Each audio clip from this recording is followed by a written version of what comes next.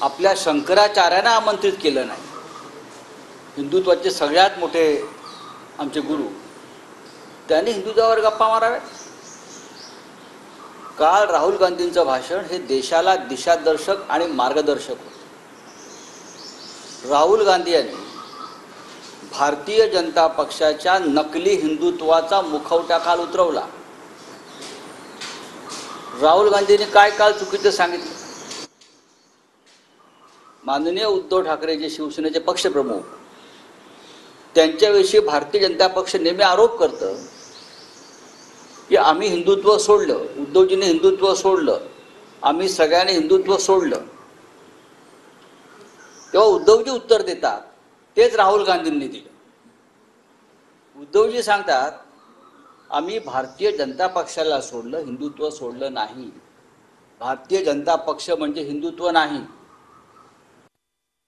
राहुल गांधींनी काल नरेंद्र मोदी आणि अमित शहा यांच्या तोंडावर सांगितलं हिंदुत्वाचा ठेका तुम्ही घेतलेला नाही मोदी, आणि भारतीय जनता पक्ष म्हणजे हिंदुत्व नाही. हिंदुत्वाची व्याप्ती, हिंदुत्वाचा विचार खूप मोठा आहे, जो तुम्हाला कधी समजलेला नाही.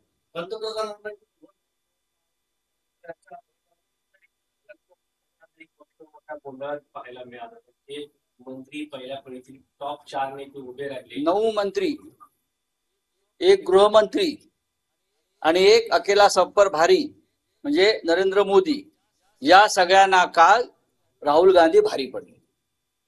त्यांना वारंवार हस्तक्षेप करावा लागला.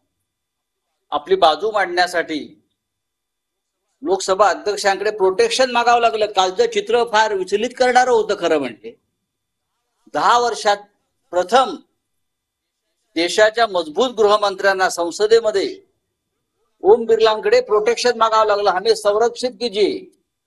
कालपर्यंत ह्यांच्यापासून आम्हाला संरक्षण मागावं लागत होतं. एवढी यांची हुकुमशाही आणि दादागिरी होती. पण राहुल गांधींनी काल त्यांना गुडघ्यावर आणलं संसदेत, आणि त्यांना ओम बिर्लांकडे संरक्षण मागावं लागलं. हे चित्र काल देशाने पाहिलं.